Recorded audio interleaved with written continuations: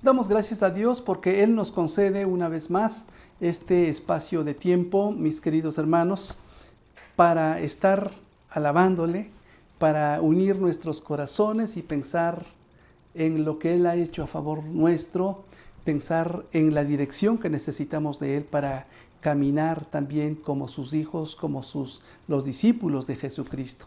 Celebramos que cada uno de nosotros está con un corazón dispuesto para glorificar a Dios. Hoy quiero hablarles del tema nuestras necesidades para afirmar la vida cristiana. En el pasaje de Primera de Pedro, capítulo 1, versículos del 13 al 21, ahí está el centro de este mensaje, ahí está el fundamento de este mensaje para que nosotros vayamos siguiéndolo. Es muy importante que tengamos la Biblia a la mano y vayamos comprobando que lo que estamos hablando está precisamente en esa porción. Por eso dice el apóstol Pedro, dispónganse a actuar con inteligencia. Tengan dominio propio, pongan su esperanza completamente en la gracia que se les dará cuando se revele Jesucristo. Como hijos obedientes, no se amolden a los malos deseos que tenían antes, cuando vivían en la ignorancia. Más bien, sean ustedes santos en todo lo que hagan, como también es santo quien los llamó. Pues está escrito, sean santos porque yo soy santo. Ya que invocan como Padre al que juzga con imparcialidad las obras de cada uno, vivan con temor reverente mientras sean peregrinos en este mundo. Como bien saben, ustedes fueron rescatados de la vida absurda que heredaron de sus antepasados. El precio de su rescate no se pagó con cosas perecederas como el oro o la plata, sino con la preciosa sangre de Cristo, como de un cordero sin mancha y sin defecto. Cristo, a quien Dios escogió antes de la creación del mundo, se ha manifestado en estos últimos tiempos en beneficio de ustedes. Por medio de Él, ustedes creen en Dios, que los resucitó y glorificó, de modo que su fe y su esperanza están puestas en Dios. Quiero invitarles a orar para pedir a Dios su dirección. Padre, en el nombre de Jesús, rogamos tu bendición, rogamos, Señor, que tú hables a nuestras vidas y por favor abre nuestros ojos para que podamos ver tus verdades, Señor, y que al verlas nos enamoremos de ellas y que vayamos, Señor, tras de ellas, que las sigamos y que te obedezcamos a ti. En el nombre de Jesucristo. Amén. Nuestras necesidades al afirmar la vida cristiana, hemos dicho que es el tema de esta reflexión bíblica, de esta predicación, este sermón. Si se evalúa usted, ¿qué podría decir de la vida cristiana que usted ha vivido? O para incluirme yo, podría plantear la pregunta entonces como si evaluáramos nuestra vida cristiana, ¿qué podríamos decir de ella? ¿Cómo la hemos vivido? ¿Podríamos calificar nuestra vida como buena, como mala, como regular? ¿Podríamos identificar también qué es lo que nos ha llevado al éxito o qué es lo que nos ha llevado al fracaso? En esta porción el apóstol Pedro nos propone 3 figuras sobre nuestra mentalidad cristiana con las cuales debemos nosotros identificarnos porque son una forma de representar nuestras necesidades para afirmar la vida como hijos de Dios, es decir, para ser cristianos de vida victoriosa. Hay 3 cosas que el apóstol Pedro aquí está señalando y que quiere que nosotros nos apropiemos de ellas para que podamos vivir de manera victoriosa como hijos de Dios. Así, como discípulos de Cristo, necesitamos en primer lugar una mentalidad de estrategas. En segundo lugar, necesitamos una mentalidad de hijos. Y en tercer lugar, necesitamos una mentalidad de esclavos liberados. Vayamos por lo primero.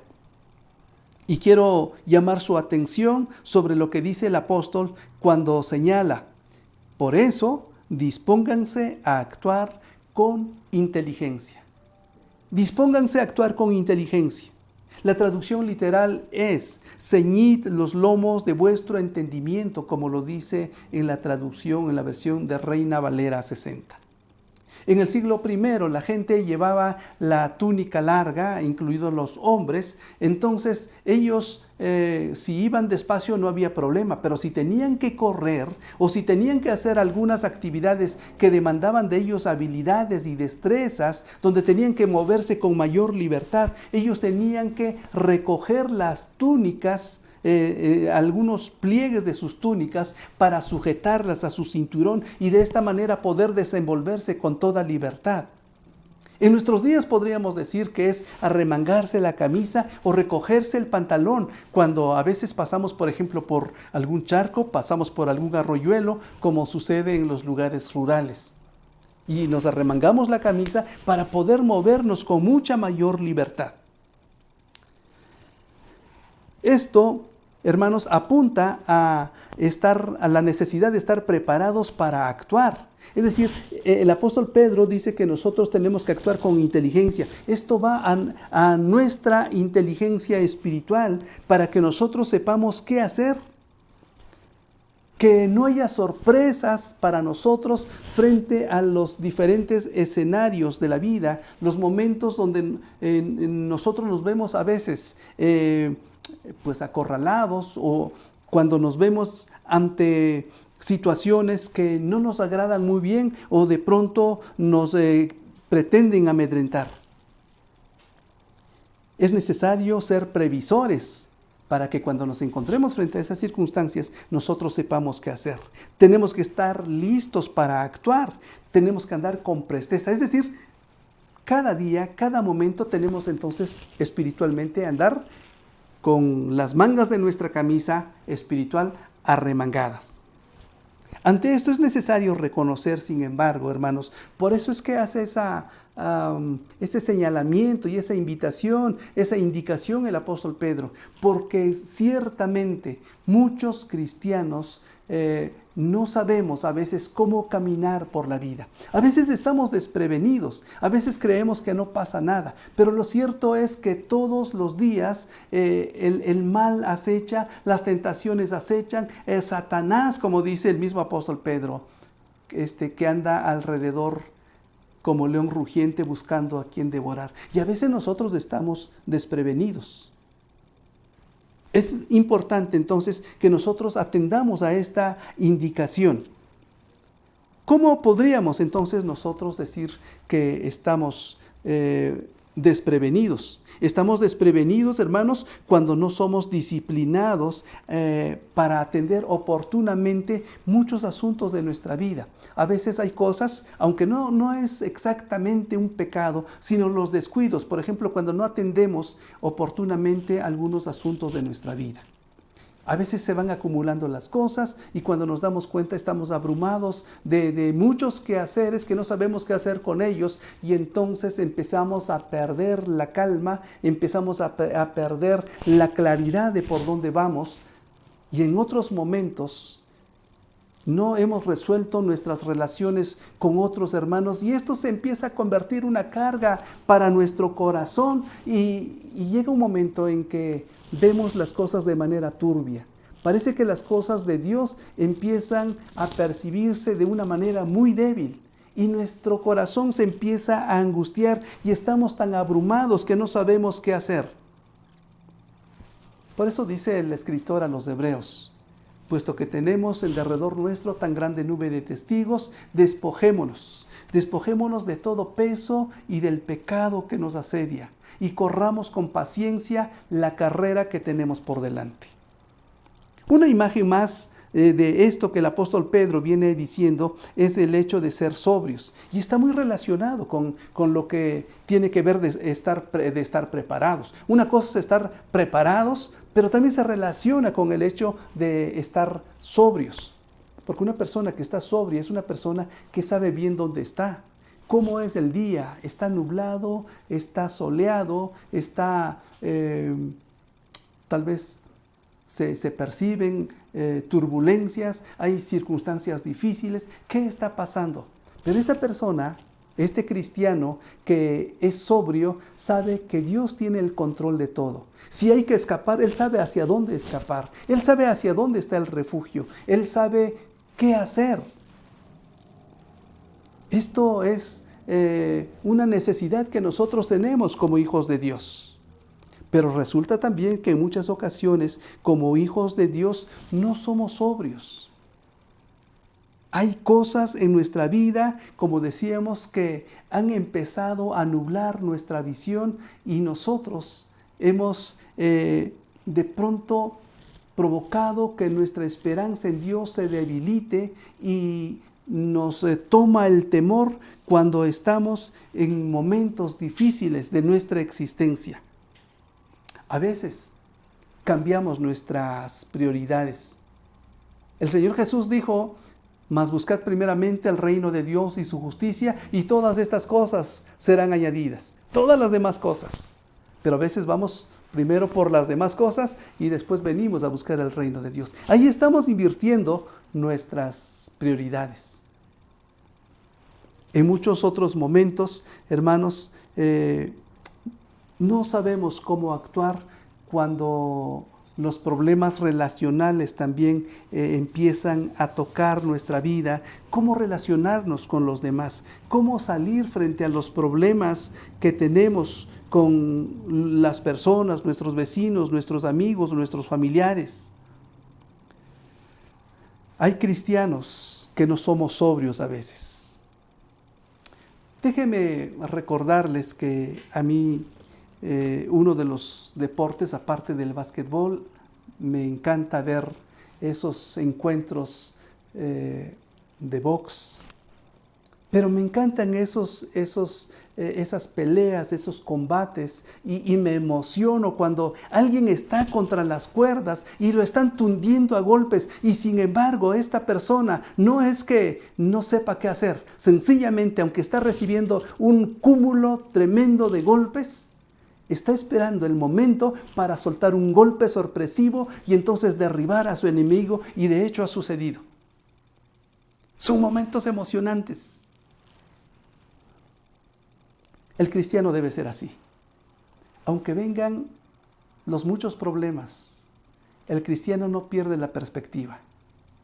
Él sabe dónde está su refugio. Él sabe cómo actuar. Él sabe cómo defenderse. Él sabe cómo quitarse golpes. Él sabe que tiene el sartén por el mango. Y esto es lo que Dios quiere que nosotros hagamos. Los cristianos debemos tener todos los sentidos en su lugar, no dejar que esos sentidos se turben, que nuestras prioridades no estén invertidas, que no estemos confundidos, que no estemos buscando ayuda por otro lado.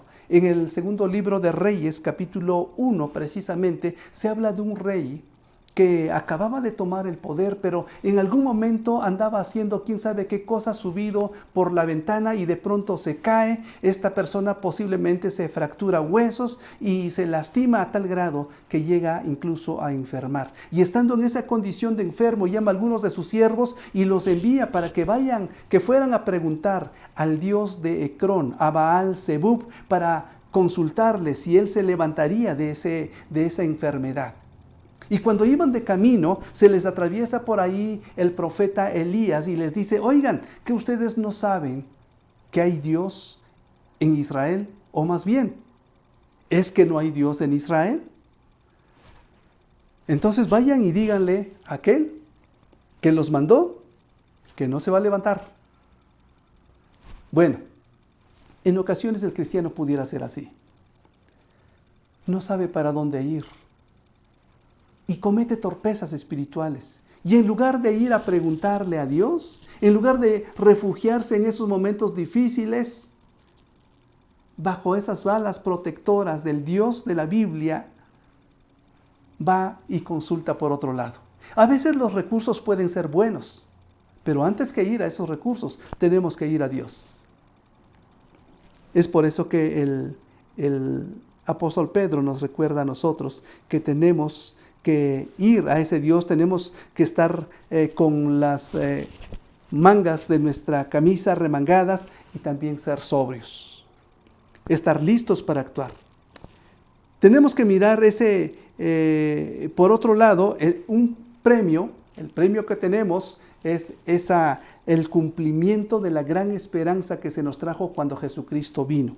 Allá en el versículo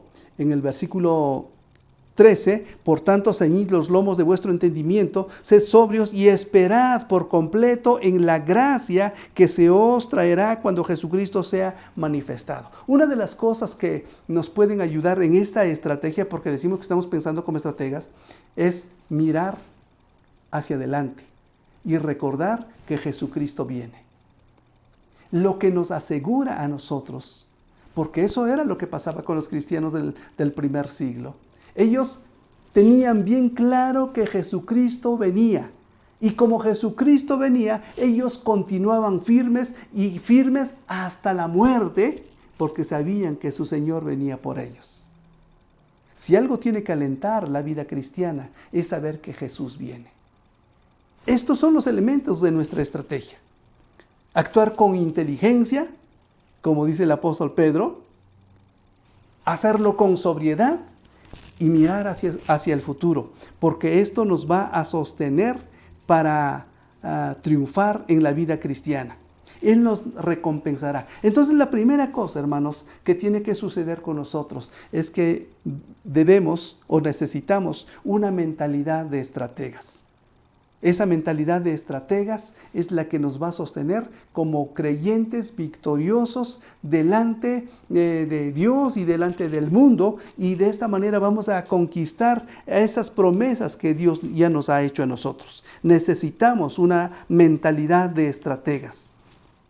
Un estratega es una persona que, por ejemplo, puede ser una estratega militar, una estratega para echar adelante proyectos de una empresa o una institución. Es una persona inteligente. Una estratega es una persona inteligente que sabe hacia dónde va, sabe cómo va a ir hacia ese lugar, sabe con qué recursos, sabe en qué momentos, establece calendarios, establece formas, sabe de la metodología. Bueno, todas estas cosas tenemos nosotros que aquilatarlas y saber para dónde vamos como hijos de Dios. Esto nos hará a nosotros victoriosos.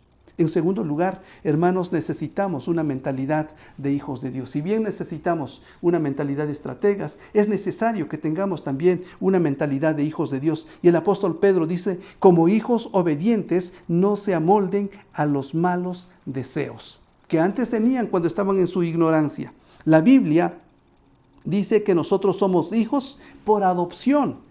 Cuando Jesús vino, Él nos tomó para acercarnos al Padre. Aunque no éramos sus hijos, Él nos toma para que a través de Él seamos adoptados como hijos de Dios. En la cultura griega era muy común, debido a la grande pobreza. La pobreza era una pandemia también, como creo que lo sigue siendo hoy. En todas partes hay pobres y hay gente que se muere de hambre y de gran necesidad. Pero entonces quedaban muchos niños abandonados, y algunos de estos eran adoptados en algunas familias, al grado que esos niños eran tomados con tanta seriedad que ellos podían acceder a la herencia que dejaba el padre. En la actualidad también por medios legales sucede esto. Cuando alguien adopta a un hijo, también lo adopta de manera total, al grado de compartirle su herencia o asignarle una herencia. Y cuando Jesucristo vino por nosotros para salvarnos, nos acercó a Dios, al Padre, para que nosotros pudiésemos recibir la herencia prometida también para nosotros. Por eso es que nosotros clamamos, como dice el mismo apóstol Pablo, se nos fue dado un espíritu, el espíritu de su Hijo, por el cual clamamos, Abba Padre, allí en Gálatas capítulo 4, versículo 6. Así que si somos hijos, aunque seamos hijos adoptivos, si somos hijos, de los hijos se espera obediencia. El hijo tiene que ser obediente. Es terrible pensar en hijos que no sean obedientes. Y si algo se espera de los hijos, es obediencia. Y precisamente el apóstol Pedro nos está recordando aquí en nuestra relación con Dios, que tiene mucha relación con la vida, diríamos, cotidiana, concreta que nosotros tenemos. Si somos hijos, tenemos que ser obedientes, dice él. Valdría la pena, en este caso entonces, que nosotros podamos pensar qué tan obedientes somos delante de Dios. En este caso, nuestro referente es Dios mismo acerca de cómo tenemos que conducirnos, porque dicen los versículos 15 y 16, sino como aquel que os llamó es santo, sed también vosotros santos en toda vuestra manera de vivir, porque escrito está, sed santos porque yo soy santo. Pero antes ya ha dicho, como hijos obedientes, no os conforméis a los deseos que antes teníais, estando en vuestra ignorancia. Es decir, que al adoptarnos Él como hijos, Él espera de nosotros obediencia. Y hay tantísimas cosas, hermanos, que tenemos que recordar y que tenemos que avergonzarnos de mucho porque no hemos sido lo suficientemente obedientes. ¿Quién sabe el corazón de Dios cómo ha de sentir cuando alguno de sus hijos está deliberadamente desobedeciéndole, desacatando los mandatos y las instrucciones que Él da? Porque precisamente lo que hace un padre es dar instrucciones al niño, al hijo, para que vaya a portarlo cual camino. En muchas ocasiones mi padre se sentó conmigo para decirme, hijo, mira, cuando vayas a la escuela haz esto, cuando escojas amigos haz esto otro, cuando pienses en casarte tienes que pensar en estas cosas y cuando resuelvas ciertos problemas tienes que pensar en estas otras cosas. Y eso se va sembrando en la vida y uno finalmente adquiere un modelo para la vida, acerca de cómo resolver y cómo encarar las circunstancias de la vida. Pero si somos desobedientes y hacemos otra cosa, definitivamente que le hacemos mal a muchas personas, a los que están cerca de nosotros, pero también nosotros mismos sufrimos las consecuencias. Por eso dice el apóstol Pedro, como hijos obedientes. Como hijos obedientes, ustedes no se conformen a los deseos que antes tenían cuando estaban en su ignorancia. Y de nuestros padres, es decir, de la cultura, del pasado y del entorno que nos envuelve, nosotros hemos recibido una carga cultural, religiosa y un estilo de vida que en muchos casos no corresponde a lo que Dios quiere de nosotros. Dios quiere que nos comportemos como hijos. Y si algo espera de nosotros es una relación precisamente de hijos a padres, una obediencia de hijos hacia el Padre. No se amolden a estas cosas del mundo, dice el apóstol Pedro, y nos recuerda precisamente lo que nos dice el apóstol Pablo allá en su carta a los Romanos capítulo 12, versículo 2. No os conforméis a este mundo, sino transformaos por medio de la renovación de vuestro entendimiento. Lo contrario de esa vida mundanal, hermanos, es, como dice aquí el apóstol Pedro, sed santos. Porque nuestro Padre es santo. Así como Él es santo, ustedes también sean santos en toda su manera de vivir.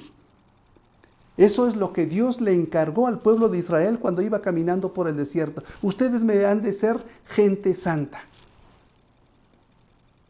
Vivir apartado para Dios, eso es ser santo. Pero Dios no solamente, hermanos, es nuestro Padre y es nuestro ejemplo, sino también es nuestro juez. Porque aquí habla del juez que juzgará o que juzga con imparcialidad y conoce todos los pensamientos. Este juez conoce muy bien todo lo que nosotros hacemos y conoce lo más profundo y lo más íntimo de nuestras meditaciones. Ante esta realidad es muy necesario, es menester entonces vivir, como dice el apóstol Pedro aquí, con temor todo el tiempo de nuestra peregrinación, porque nosotros vamos de paso y entonces en este camino al ir de paso nosotros tenemos que andar con mucho cuidado. Porque Dios también nos juzga. Dios ve nuestros pensamientos y nuestros actos.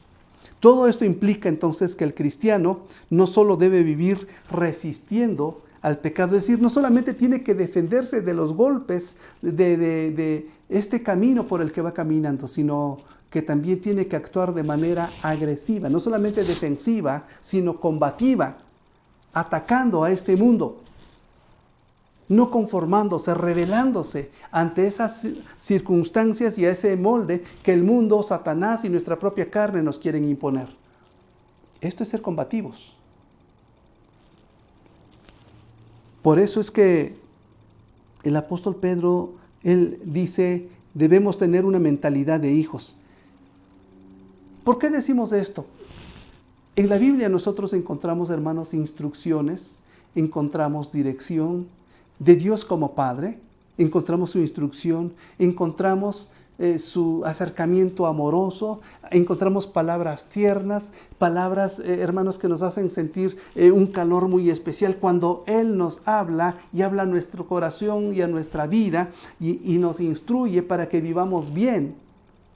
Bueno, esa relación que se está dando es para que nosotros podamos vivir de la mejor manera, para alcanzar esos frutos preciosos de una vida victoriosa. Ser triunfante, hermanos, en la vida cristiana es algo que Dios desea para nosotros.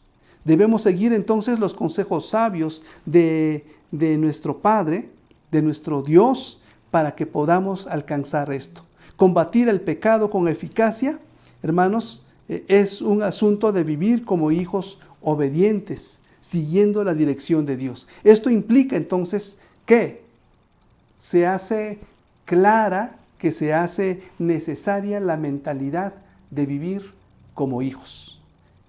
Tenemos necesidad de una mentalidad de estrategas, pero tenemos necesidad de una mentalidad como hijos. Y en tercer lugar, tenemos necesidad de una mentalidad como esclavos liberados. Como saben ustedes, fueron rescatados de la vida absurda, dice que antes tenían. La idea, hermanos, es de un rescate. Nosotros estábamos cautivos por el pecado, estábamos cautivos por nuestras propias tendencias carnales, estábamos cautivos, hermanos, por todas las del enemigo, de Satanás, y en muchas ocasiones caímos rotundamente en pecados vergonzosos. Es interesante que algunos piensan que la libertad es vivir como les venga en gana. Hay gente que dice así: voy a vivir como quiera, me voy a meter en donde sea, voy a enfrentar y meterme en cualquier peligro, al cabo que de algo me he de morir. Pero no saben que en ese caminar irreflexivo, ese caminar pues un tanto irresponsable o tremendamente irresponsable, no solamente perjudican a los demás, sino se perjudican a ellos mismos, y como decíamos, ellos mismos reciben la retribución de sus actos y de sus pensamientos. Aquí Pedro nos recuerda, el apóstol Pedro nos recuerda, que eso se llama esclavitud. Es una vida vana con sus consecuencias. Por eso dice aquí en el versículo 18, sabiendo que fuisteis rescatados de vuestra vana manera de vivir. El apóstol Pablo habla en su carta a los Romanos, en el capítulo 6, versículo 16, por ejemplo, él dice algo muy interesante allá en Romanos 6:15, más bien, dice, perdónenme, es capítulo 6, versículo 16, estamos bien. Dice, ¿acaso no saben ustedes que cuando se entregan a alguien para obedecerlo, son esclavos de aquel a quien obedecen? Claro que lo son, ya sea del pecado que lleva a la muerte o de la obediencia que lleva a la justicia. Cuando nos entregamos a alguien para ser sus esclavos, pues tenemos que obedecerle en todo. Por eso es que Cristo vino para rescatarnos precisamente de esa condición de esclavitud, para que no sigamos haciendo lo que el mundo quiere, que no sigamos haciendo lo que Satanás quiere, que no sigamos haciendo lo que nuestra carne quiere. Nos vino a libertar de esa condición de esclavitud. Aquí está presente la idea de redención, es decir, volver a adquirir. No manejamos mucho nosotros en nuestra sociedad la palabra redención, pero tienen la idea de algo como cuando vamos a desempeñar una prenda que nosotros dejamos, por ejemplo, en una casa de empeño. Cuando vamos a recogerla y a veces tenemos que pagar un alto precio. Hacemos un gran sacrificio para recoger lo que para nosotros es valioso. Jesucristo vino a rescatarnos a nosotros a precio de su preciosa sangre, y es algo que hizo, dice aquí mismo el apóstol Pablo, desde la eternidad, de forma tal que Dios, cuando vio nuestra necesidad, Él no sufrió ninguna sorpresa. Él ya lo había preparado desde la eternidad. Pero para poder rescatarnos de esta condición perdida, que no tenía posibilidad de estar en mejores condiciones, tuvo que enviar a su Hijo Jesucristo para que Él pagara ese precio. Por eso es que, como decíamos al empezar el sermón, el apóstol Pedro viene como hablando de manera así, pues sorprendido, así boquiabierto, diciendo de ese gran acto de salvación que Jesucristo vino a hacer.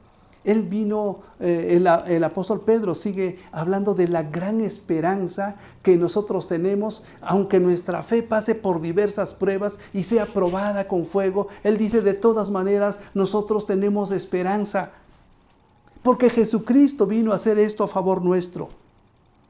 El precio de la sangre de Jesucristo es lo que cuesta nuestra salvación. Y Él dice, necesitamos ver esto, necesitamos cuidarlo, necesitamos vivirlo, necesitamos darle brillo, porque para eso se hizo. Y venir por nosotros implicó pagar con su propia vida. Este plan ya estaba desde antes de la fundación del mundo. Así que nuestra seguridad, hermanos, de la vida eterna se confirma cuando Jesucristo se levanta de la tumba y su Padre lo glorifica. Así nuestra seguridad de la vida eterna, hermanos, está en la resurrección y la glorificación de Jesucristo, como dice el versículo 21. Quizá no lo imaginemos, pero tan terrible era nuestra condición que fue necesario que viniera Jesús para salvarnos. La pregunta que podríamos hacer aquí es, si usted hubiera vivido como esclavo, suponiendo que en nuestra nación fuera aceptada la esclavitud, y si usted hubiera vivido como esclavo y luego llegara alguien a rescatarlo, ¿cómo viviría usted? ¿A quién estaría usted sirviendo? El cristiano fiel, hermanos, debe vivir con una mentalidad de esclavo liberado. Yo quisiera ponerme de pronto en los zapatos de un esclavo liberado. Yo diría que si una persona vino a liberarme, yo me iría a poner a disposición de esa persona para servirle siempre, porque me liberó. Y el cristiano que fue liberado del pecado debe disponer su vida para servir a su Señor, que le liberó de esa condición. Necesitamos entonces una mentalidad de esclavos liberados. 3 cosas que necesitamos. Una mentalidad, primero, de estrategas.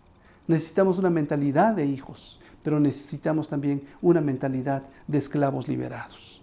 La vida cristiana, finalmente, hermanos, está hecha para vivirse en victoria. Pero no tener una vida así, es decir, una vida victoriosa, es vivir en la frustración. Cuando no vivimos en la vida victoriosa, podemos estar viviendo, y creo que de hecho así es, vivimos en la frustración. A veces vivimos en el dolor y en muchas ocasiones vivimos en la amargura. No podemos saborear la vida cristiana tal cual es, porque la saboreamos apenas a medias.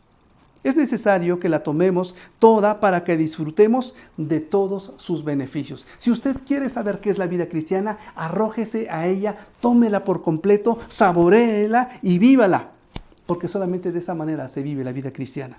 Algunos hemos comprado cierta clase de servicios o productos, pero desconocemos los beneficios adicionales que traen esos productos. ¿Por qué le digo esto? Alguien me contó en una ocasión una historia en la que me decía de un hombre que se embarcó en un crucero para ir a disfrutar, para ir a pasear durante varias semanas o quizá varios meses.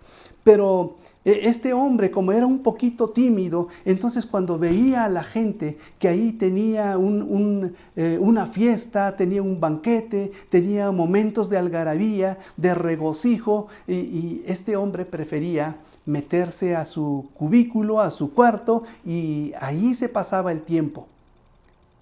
Por todo este tiempo así se condujo a él. A veces había comidas, había fiestas y circunstancias bastante agradables, y solamente él escuchaba los ruidos, las risas, los cantos y demás. Y de pronto, en uno de esos días finales, a él se le ocurre salir para pues darse una vuelta más por ahí, y de pronto se topa con un hombre que le dice: oiga, a usted casi no lo vimos en las fiestas, a usted no lo vimos por los pasillos, usted no estuvo en los momentos de los banquetes, ¿dónde andaba? ¿Cómo se llama? ¿Quién es usted?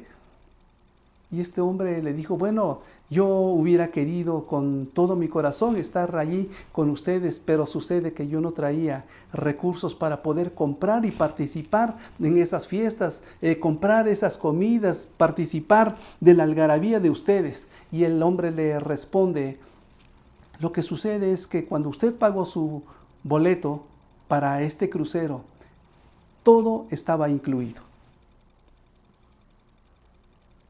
Creo que la vida del cristiano puede suceder así a veces.